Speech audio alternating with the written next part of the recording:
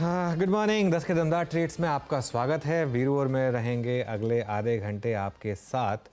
और शो में आज हमारे साथ जो गेस्ट जुड़ने वाले हैं उनके बारे में भी आपको बताएंगे। प्रशांत सावंत जी और गाबर सर पिछले शो से हमारे साथ बने हुए हैं।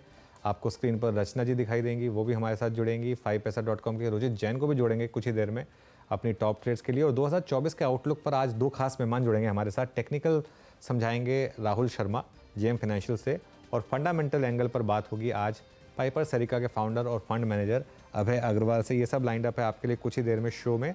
लेकिन इससे पहले एक बार जरा मार्केट का रुख करते हैं। और मार्केट में लोअर लेवल से फिर थोड़ी सी रिकवरी आ रही है। देखिए, इसको मैं बोलता हूँ जलेबी मार्केट, दोनों साइड की ट्रेड्स।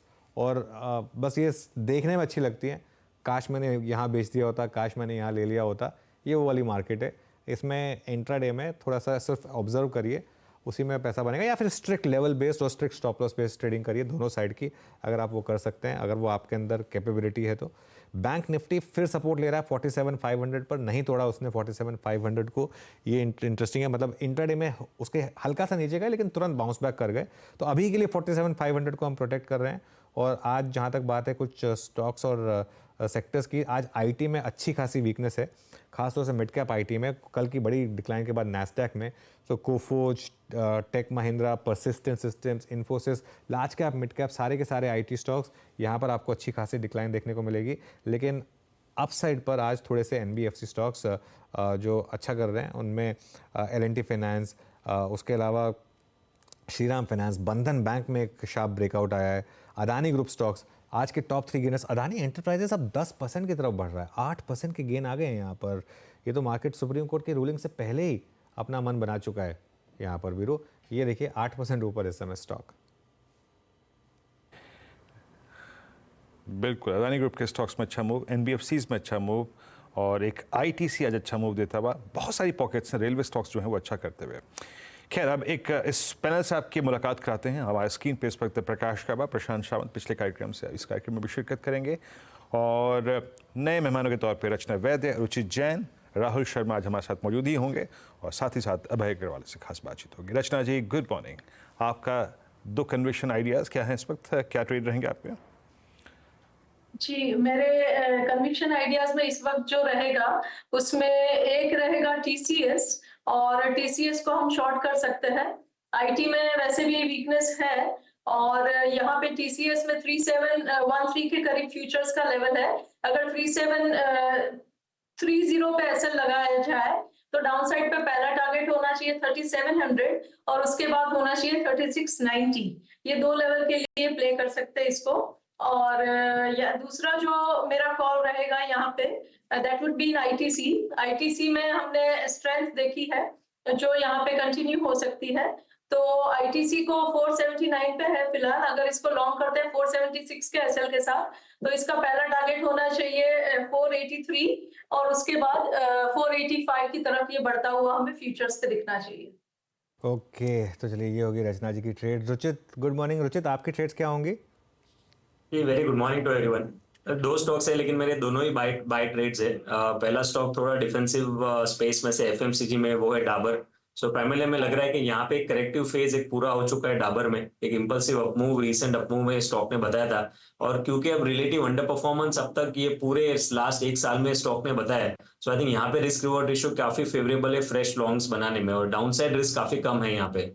तो ट्रेडिंग के पर्सपेक्टिव से 548 के स्टॉप लॉस से खरीदारी करने की सलाह रहेगी 575 के अराउंड के टारगेट्स के लिए। और कॉनकॉर मेरी सेकंड पिक रहेगी, जहां पे पीएसयू नेम्स में ये हाई टॉप हाई बॉटम का स्ट्रक्चर जो ये स्टॉक में कंटिन्यूड है। छोटे मोटे करेक्शंस में 20 डे में स्टॉक में एक अच्छा सपोर्ट बेस बना है। तो कॉनकॉर में भी यहाँ पे 900 तक के टारगेट्स एक्सपेक्ट कर सकते हैं नेक्स्ट एक दो ट्रेडिंग सेशन में। 870 के नीचे स्टॉप लॉस रख के कॉनकॉर बाय की सलाह है। ओके, कॉनकॉर। अभी मैं जो बात कह रहा था ना बस कि ये रेलवे और रेलवे से एसोसिएटेड सारी कंपनी और पीएसयूज में कुछ मूव आ रहा है। कॉनकॉर में एक स्ट्रॉन्ग मूव है। कल ही हमने इस ट्रेड को बात भी की थी। प्रकाश गाबा सर, आपकी ट्रेड क्या रहेंगे दो इस वक्त के? Okay, good morning once again. Stock रहेगा आईटीसी। यहाँ पर तेजी है, 477 पर ट्रेड कर रहा है। मुझे लगता है ये 490 की तरफ जा रहा है। स्टॉप होगा 475, 474 बस। आईटीसी एक स्टॉक है। दूसरा स्टॉक है अंबुजा सीमेंट। इसमें भी तेजी है, 545 पर ट्रेड कर रहा है। स्टॉप होगा 540 का। टारगेट मेरे ख्याल से 560 के नजर आते हैं आते दिनों में। Yes, Ambuja cement and ITC. Ambuja cement and ITC, ये हो गई गावस्कर की पिक। प्रशांत जी बताइए आपकी ट्रेड्स। जी अनुज जी, फर्स्ट पिक मेरी होगी पेट्रोनेट एलएनजी। यहाँ पे 227 पे स्पॉट ट्रेड कर रहा है और जब तक ये 220 के ऊपर है मुझे लग रहा है ये बहुत स्ट्रांग मूव के लिए तैयार हो रहा है पोजिशनली। शॉर्ट टर्म के हिसाब से 222 का स्टॉप लॉस रखेंगे और करीबन 240 टू 40 का टारगेट रखेंगे।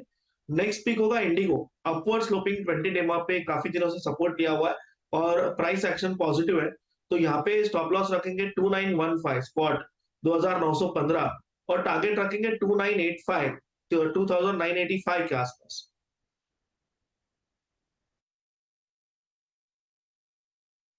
टिग्लो एविएशन यहाँ पर आपने पिक किया है करीब करीब 2945 के स्तर पे आके अच्छा मूव देता हुआ, और यहाँ पे क्या अच्छा कर रहा है। अच्छा, पिछले कार्यक्रम में राजेश सतपथी जी ने इन्फोसिस पे एक सेल कॉल दी थी मेरे ख्याल से, और वो भी अच्छा करती हुई। और एसबीआई जिसने सुबह एक अच्छा मूव दिया था और थोड़ा लोअर लेवल से कर्व लेने की कोशिश कर रहा था, ये अब 638-60 पर क्या कर रहा है आइए देखते हैं। एज ऑफ नाउ कल वो वॉलेट नहीं किया, बट थोड़ा सा सिंक हुआ है हायर लेवल से। 10 निमा के नीचे ट्रेड करता हुआ। रचना जी, ये पीएसयू बैंक्स में आपका व्यू क्या है इस वक्त, एंड स्पेशली आपका take State Bank of India पे। स्टेट बैंक ऑफ इंडिया पे प्रश्न मैं इसलिए कर रहा हूँ क्योंकि इसने इस पूरे दौर में, मतलब पूरी दिसंबर, इसने 10 डिमा को कभी वॉलेट करके क्लोज नहीं दिया। अभी एसबीआई की ऑप्शंस की रीडिंग, चार्ट्स की रीडिंग क्या कह रही है आपको? जी, जहां तक एसबीआई की बात है, एसबीआई में at this point in time एक रेंज बाउंड मूवमेंट है, और कल के और परसों के माइनर फॉल के बाद यहाँ पे एक सपोर्ट लेने की कोशिश में लगा हुआ है काउंटर। और अगर ये काउंटर 434 तक कहीं ना कहीं सपोर्ट ले लेगा तो एक स्ट्रॉन्ग अपमूव यहाँ पे बन सकता है, बिकॉज 634 के आसपास अगर सपोर्ट ले लेगा तो एक स्ट्रॉन्ग मूवमेंट यहाँ पे अपसाइड पे बन सकती है, because 634 is a strong support. लेकिन उससे पहले सपोर्ट इमर्ज हो ऐसे चांसेस थोड़े कम है, और अगर 634 के आसपास सपोर्ट ले लिया तो फिर ये काउंटर 644 एंड 650 की तरफ जाता हुआ हमें नजर आ सकता है। ओके, चलिए ये इस समय की कुछ डे ट्रेड्स। लेकिन आप एक काम करते हैं, आप थोड़ा आगे बढ़ते हैं और थोड़े से लॉन्ग टर्म चार्ट डिस्कस करते हैं। हमारे साथ आप जेएम फाइनेंशियल सर्विसेज के director and head of research Rahul Sharma जुड़ गए हैं। Rahul ji, good morning. सबसे पहले तो नए साल में हम पहली बार बात कर रहे हैं आपसे, तो आपको 2024 की बहुत बहुत शुभकामनाएं। क्या रहेगी आपकी 2024 की बिग कॉल? जी हाँ, very good morning Anuj ji, आपको और पूरे पैनल को, सभी को नए वर्ष की हार्दिक शुभकामनाएं। देखिए, बहुत ही बेहतरीन रैली हमने देखी है पिछले 3-4 महीनों में, और अब मुझे लगता है कि जनवरी में थोड़ी सी यहाँ पर volatility, time correction, price correction दोनों हो सकता है। मेरा ये मानना है कि एक सकर्स रैली, जो एक तरह से जिसको बोलते हैं कि भाई एक final leg of the rally देखने को मिल सकती है आने वाले 4-5 सेशन में। हो सकता है 22,000 का लेवल निफ्टी टेस्ट करे। तो अगर एकदम शॉर्ट टर्म व्यू ले तो मेरे हिसाब से 21,500 के आसपास रिस्क रिवॉर्ड लॉन्ग्स के लिए फेवरेबल है, 22,000 तक की पॉसिबिलिटी है। लेकिन थोड़ा सा अगर आप जूम आउट करके देखें तो 2-3 चीजें हैं। एक तो हमने बहुत स्ट्रॉन्ग रैली देखी है, most of the positives factored इन है। जो क्वार्टरली नंबर्स है वो आएंगे इस महीने, तो डेफिनेटली थोड़ा सा मार्केट यहाँ पर कॉशियस जरूर रहेगा। और साथ ही में जो एफआई की जो पोजीशनिंग है, एक तरह से जो और एडिशनल लॉन्ग्स है वो हमें देखने को नहीं मिल रहे हैं, तो कहीं ना कहीं वहां पर सैचुरेशन आता हुआ दिख रहा है। और हमें लगता है कि यहाँ पर प्रॉफिट्स ले लेना, यानी कि आपके जो पोर्टफोलियो वहां पर भी प्रॉफिट ले सकते हैं। और मुझे लगता है कि एक राउंड ऑफ वोलेटिलिटी यहाँ पर देखने को मिल सकती है। इंडिया विक्स भी मल्टी मंथ हाई लेवल्स के ऊपर ट्रेड कर रहा है, और कहीं ना कहीं मुझे लगता है कि एक राउंड ऑफ अगर सेलिंग यहाँ पर आती है तो ओवरऑल स्ट्रक्चर जो है, लॉन्ग टर्म स्ट्रक्चर जो है मार्केट का और भी स्ट्रांग होता हुआ दिखेगा, और फिर जो नेक्स्ट लेग ऑफ रैली आएगी वो इससे भी मजबूत देखने को मिल सकती है। ओके, तो इससे मजबूत रैली देखने को मिल सकती है। बैंक निफ्टी और आईटी, यहाँ पर क्या व्यू रखेंगे राहुल जी? जी देखिए, जहां तक बैंक निफ्टी का सवाल है, ओवरऑल बैंकिंग स्टॉक्स के अंदर आप एक तरफ प्राइवेट बैंक्स है जो लैंग्विश कर रहे हैं, पीएसयू बैंक्स का सेटअप अभी भी बिगड़ा नहीं है, तो थोड़ा यहाँ पर बुल्स और बेयर्स के बीच में फाइट जरूर है। लेकिन कल के सेशन में हमने देखा थोड़ा सा बैंक निफ्टी के अंदर सेलिंग प्रेशर आया। जो मेजर शॉर्ट्स जो भी आते हैं वो बैंक निफ्टी के अंदर ही आते हैं, तो बैंक निफ्टी मुझे लगता है कि थोड़ा प्रेशर में रह सकता है 1-2 दिन। बट ओवरऑल क्योंकि निफ्टी का जो एक तरह से ऊपर के टारगेट से पूरे अचीव नहीं हुए, तो एक फाइनल लेग ऑफ रैली यहाँ पर भी बनती हुई दिखेगी। बैंक निफ्टी के अंदर मेरे हिसाब से 47,000 के आसपास बाइंग का लेवल है। वहां पर रिस्क रिवॉर्ड जो वापस लॉन्ग के लिए फेवरेबल हो जाता है। फिलहाल मुझे लगता है कि वेट एंड वॉच करना चाहिए, 1-2 सेशन में वो लेवल अगर मिल जाए तो वहां पर बाई करने की चेष्टा करें। जहां तक आईटी स्टॉक, आईटी सेक्टर का व्यू है, देखिए थोड़ा सा अगर 3-4 महीने का व्यू ले तो आईटी पे हमारा आउटलुक पॉजिटिव है। मुझे लगता है कि आईटी बाय ऑन डिप्स वाला सेक्टर है, यहाँ पर भी बाय करके चल सकते हैं। ओवरऑल एक करेक्शन हमने कुछ दिनों में देखा जरूर है, बट ओवरऑल आईटी पे मेरा ध्यान पॉजिटिव है। जहां तक I think sector of the quarter या sector of the first 6 months रहेगा, मेरे हिसाब से केमिकल्स के अंदर बहुत ही बेहतरीन ब्रेकआउट देखने को मिल रहे हैं। 18 से 24 महीने के जो एक तरह से अंडर परफॉर्मेंस करेक्शन थी वो रिवर्स होती हुई दिख रही है। तो 2 साल के एक तरह से पेन के बाद ये सेक्टर में रिवाइवल हुआ है, और मुझे लगता है कि कहीं ना कहीं आने वाले समय में जो अल्फा क्रिएशन होगा वो केमिकल सेक्टर से होगा। केमिकल्स में जो टॉप पिक हमारा है वो है दीपक नाइट्रेट। हमें लगता है तकरीबन 3,000 रुपए तक के टारगेट्स महीने भर के अंदर, और तकरीबन 3400 तक के टारगेट्स आपको 4 से 5 महीने में दीपक नाइट्रेट में देखने को मिल सकते हैं। तो डिलीवरी में भी बाय करके चल सकते हैं, और साथ में पोजिशनल भी आप यहाँ पर ट्रेड लेके बिल्कुल चल सकते हैं। स्टॉप लॉस जो आपका लॉन्ग पोजीशंस में रहेगा तकरीबन रहेगा 2200 का, और हमें लगता है कि अच्छी अपसाइड दीपक नाइट्रेट के अंदर आने वाले 3 से 4 महीने में देखने को मिल सकती है।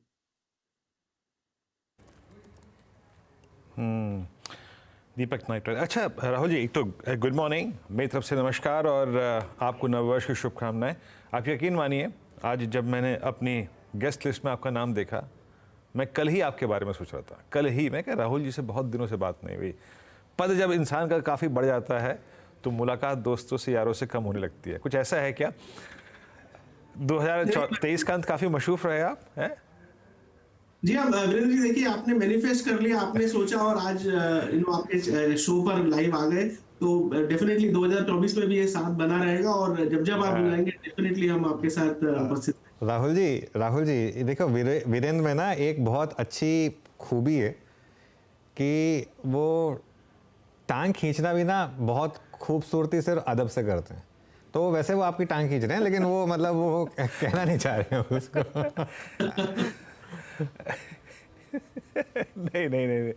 नहीं, कल 1-2 लोग हैं जिनसे बात नहीं हुई अभी 2024, मतलब पिछले कुछ समय से, उसमें राहुल जी भी एक थे, वरना हम लोग दुआ सलाम वीरेंद्र जी कैसे एंकर है, जब उनके साथ इंटरव्यू होता है थोड़े जो हिंदी की वोकैबुलरी है एक तरह से अपने आप अपग्रेड हो जाती है। तो आई थिंक इसका पूरा क्रेडिट वीरेंद्र जी को। एब्सोल्युटली बिल्कुल। मैं खुद इतने नए शब्द सीख रहा हूँ, जो वीरू की जो कविताएं होती हैं, बिल्कुल बहुत शानदार। शुक्रिया। अच्छा राहुल जी, 1-2 स्टॉक्स जो कि अब फ्रेश मोमेंटम क्रिएट कर रहे हैं। फॉर इंस्टेंस रिलायंस आज सुबह ऑल टाइम हाई क्रिएट किया। आईटीसी अपनी पिछले 4 महीने की जो स्लीपिंग ट्रैजेक्टरी थी, जिसमें पड़ा हुआ था, उससे बाहर निकल के आता हुआ। 1-2 स्टॉक्स जो कि इंडेक्स को बेनिफिट दे सकते हैं वो ये है, बट इन आइसोलेशन अगर ट्रेड करना हो या फिर कोई व्यू रखना हो तो कैसे अप्रोच करेंगे इन स्टॉक्स को आप? आई थिंक जहां तक रिलायंस का सवाल है, रिलायंस के अंदर जो मेजॉरिटी मूव है एक तरह से रेजिस्टेंस एरिया है 2600 2650 के जोन में, तो रिस्क रिवॉर्ड इतना फेवरेबल नहीं है। लेकिन आईटीसी में डेफिनेटली यहाँ पर मुझे लगता है कि और अपसाइड देखने को मिल सकती है।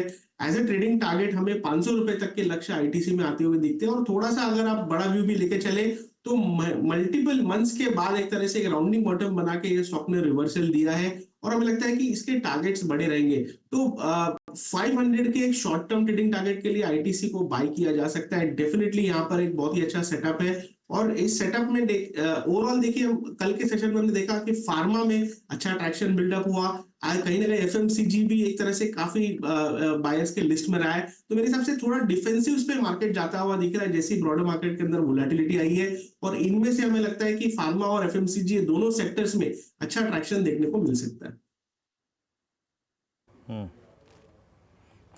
अच्छा ये राहुल जी, B2 पर आपका व्यू क्या है, बजाज फाइनेंस और बजाज फिनसर्व पे? जी अभिनंदन जी, देखिए पूरे निफ्टी 50 स्पेस में यही एक 2 स्टॉक्स है जो बहुत ही अंडर परफॉर्म करे, और कहीं ना कहीं ये अंडर परफॉर्मेंस का जो मार्केट ने ओवरऑल जो रिस्क रिवॉर्ड है इसे बेहतरीन बना दिया इन स्टॉक्स के अंदर। तो थोड़ा सा मेरे हिसाब से शायद में वॉल्यूम्स का या कोई ओआई में कोई बड़ा डेटा बिल्डअप होगा, तो एक तरह से स्ट्रॉन्ग हैंड्स के आने का यहाँ पर वेट करूंगा। टेक्निकली अगर मैं देखूं तो क्लियरली यहाँ पर बाय एंड होल्ड वाली स्ट्रैटेजी रखनी चाहिए। मुझे लगता है स्लोली ग्रेजुअली बजाज फाइनेंस के अंदर आपको 7700 से लेके 8000 तक के टारगेट्स देखने को मिल सकते हैं। लेकिन अगर आप ट्रेडर है तो मेरे हिसाब से थोड़ा यहाँ पर मोमेंटम आने का वेट करें। अदरवाइज हमें लगता है कि टेक्निकल सेटअप जो है वो दोनों स्टॉक्स के अंदर काफी मजबूत है।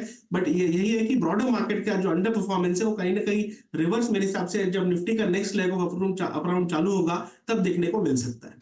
ओके अच्छा, आपसे शायद ये आखिरी सवाल आज के इंटरव्यू का। 2023 में दो थीम्स ने बहुत पैसा बना कर दिया, डिफेंस और रेलवे। 2024 में आपके हिसाब से एक तो इस थीम में ही क्या व्यू रहेगा और दूसरी कोई ऐसी थीम? जी हाँ Virendra ji, last year in fact इसके साथ पीएसई भी ऐड कर लीजिए। ये पीएससी सेक्टर ने भी बहुत वेल्थ क्रिएशन किया है। आई थिंक 2024 के अंदर जो top of the mind sector आता है हमारे, वो है chemicals. Clearly risk reward favourable है, हेडरूम काफी बड़ा है। और सेकेंडली केमिकल्स के साथ में हमें कहीं ना कहीं लगता है कि जो एक तरह से जो मार्केट की जो एक तरह से जो स्टॉक सिलेक्शन है यहाँ पर आपको और थोड़ा बेहतर करना होगा। अगर करेक्शन आ जाता है तो मेरे हिसाब से आईटी के अंदर आप अक्यूमुलेट कर सकते हैं, तो आईटी को अक्यूमुलेशन जोन में रखिए। केमिकल्स जो है हमारा टॉपिक है, सेकंड टॉपिक है वो आईटी रहेगा। ये दो सेक्टर में हमें लगता है कि बहुत ही बेहतरीन एक तरह से अल्फा क्रिएशन हमें देखने को मिल सकता है। ओके चलिए फिर, बहुत बहुत शुक्रिया आज हमारे साथ जुड़ने के लिए राहुल जी, और उम्मीद यही करेंगे कि 2024 में थोड़ी आपसे ज़्यादा वार्तालाप हो। और थैंक यू सो मच फिर से जुड़ने के लिए। थैंक्स अनुज, थैंक्स वीरेंद्र। चलिए अब रुक करते हैं हम पाइपर सरिका के फाउंडर और फंड मैनेजर अभय अग्रवाल का, जो कि मल्टी बैगर तलाशने के लिए भी जाने जाते हैं। अभय जी जेपी मॉर्गन और सिटी बैंक के साथ भी काम कर चुके हैं और करीब 3 दशक का अनुभव रखते हैं। अभय जी गुड मॉर्निंग, आपसे भी पहली बार बात हो रही है 2024 में, तो आपको भी नववर्ष की शुभकामनाएं। कैसा फील कर रहे हैं? साल चेंज हुआ और मार्केट का थोड़ा सा डायनामिक्स बदल गया। जी अनुज, आपको सारे दर्शकों को नववर्ष की बहुत बहुत शुभकामनाएं। आई होप जितना अच्छा 23 गया उतना अच्छा 24 भी जाए। चाहे सेक्टर बदले पर जो रिटर्न है लॉन्ग टर्म इन्वेस्टर्स को वो मेंटेन रहे। जी बिल्कुल, मैं अभी सुन भी रहा था आप जो पूछ रहे थे राहुल जी से सवाल, और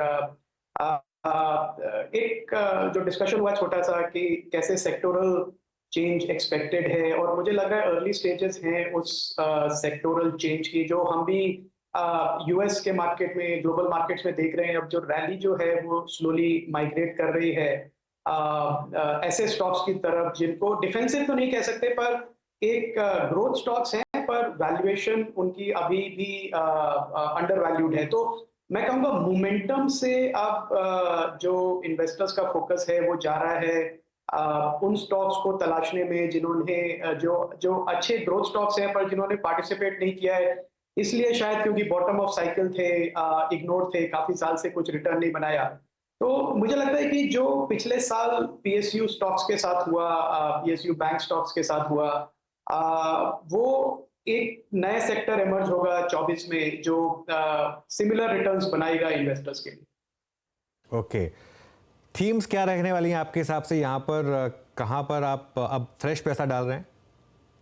अनुज, जैसे पिछली बार जब हमारी बात हुई थी तो मैंने कहा था दो जो सेगमेंट्स हमें अच्छे लग रहे हैं, जिसमें मुझे लगता है कि एक क्वार्टर में ही हमको अर्निंग्स की रिकवरी और मैनेजमेंट कमेंट्री पॉजिटिव होते हुए दिखेगी। उसमें एक है large cap pharma exporter, generic exporter, और मुझे लगता है थोड़ा उसमें प्ले ऑलरेडी स्टार्ट हो गया है। बाय रिकमेंडेशंस नहीं है ऑब्वियसली, और हमारे स्टॉक्स पोर्टफोलियो में हो सकते हैं। तो लार्ज कैप स्टॉक्स की परफॉर्मेंस जैसे हमने देखी, आपने भी 1-2 महीने पहले लुपिन पे डिस्कशन किया था, तो ये सारे स्टॉक्स लुपिन, दीवी, सन फार्मा, डॉक्टर रेड्डीज अच्छा परफॉर्मेंस दिखा रहे हैं। और आई थिंक इसमें एक जो एफडीए का विजिट हुआ था दिसंबर में, जहाँ पे एफडीए ने काफी सारे प्लांट्स को सर्वे किया था और कहीं पे भी इंपोर्ट अलर्ट नहीं दिया, ऑब्जर्वेशन दी प्रोसीजरल, वो इसलिए अनुज क्योंकि यूएस में जेनरिक्स की एक शॉर्टेज है और काफी ग्लोबल सप्लाई वीक है इस समय जेनरिक्स की, जो चाइना से डंपिंग हो रही थी वो कम है। तो एक ये क्लियर सेगमेंट है लार्ज कैप जेनरिक एक्सपोर्टर्स का, जिसको मुझे लगता है इस साल अर्निंग्स ग्रोथ जो काफी सालों से हमने नहीं देखा, प्राइसिंग प्रेशर था, और पर इनकी अब पाइपलाइन अक्रॉस द बोर्ड सबकी अच्छी है। न्यू लॉन्चेस की और जो जो जो एग्जिस्टिंग प्रोडक्ट्स हैं उसमें भी प्राइसिंग इंप्रूवमेंट है। पर मुझे लगता है कि आप इस क्वार्टर में जो रिजल्ट्स आएंगे उसमें जो मैनेजमेंट कमेंट्री सुनेंगे वो पॉजिटिव होते हुए सुनेंगे, और उसका रिजल्ट मुझे लगता है फार्मा एज अ सेक्टर पे आएगा, पॉजिटिव इम्पैक्ट आएगा। दूसरा है Anuj, anything to do with agriculture economy, agri economy, तो उसमें फर्टिलाइजर्स हैं, उसमें क्रॉप प्रोटेक्शन है, सीड्स है, और फार्म इक्विपमेंट है। तो ये जो एक थीम है इसने भी काफी अंडर परफॉर्म किया है पिछले 4-5 साल से, पर हम ऑलरेडी देख रहे हैं एक रिकवरी इसमें अर्निंग्स की भी। जैसे हमने ऐड किया था धानुका एग्रीटेक अपने पोर्टफोलियो में करीब 2-3 महीने पहले, और हमने देखा उसमें सडनली एक इंटरेस्ट आ रहा है इन्वेस्टर्स का। स्मॉल कैप है, यूपीएल है, लार्ज कैप में बायर प्रॉप। तो इस तरह के मुझे लगता है ये जो थीम्स हैं इनको हम अपने पोर्टफोलियो में बैक कर रहे हैं। अच्छा अभय जी नमस्कार। पहले तो मेरी तरफ से वीरेंद्र बोला रेडियो स्टूडियो से। टूरिज्म, ट्रैवल, ये बदले हुए भारत की या फिर पोस्ट कोविड भारत की एक नई पहचान है, और प्रधानमंत्री श्री नरेंद्र मोदी की जो सोच है ना इस लिहाज से आप सलाम कर सकते हैं। अभी कुछ दिनों पहले उन्होंने एक उत्तराखंड मीट में कई बात कही थी कि उत्तराखंड को हमें एक प्रिफर्ड डेस्टिनेशन वेडिंग वाला स्टेट बनाना है। उनकी सोच कुछ अलग ही है इस मामले में।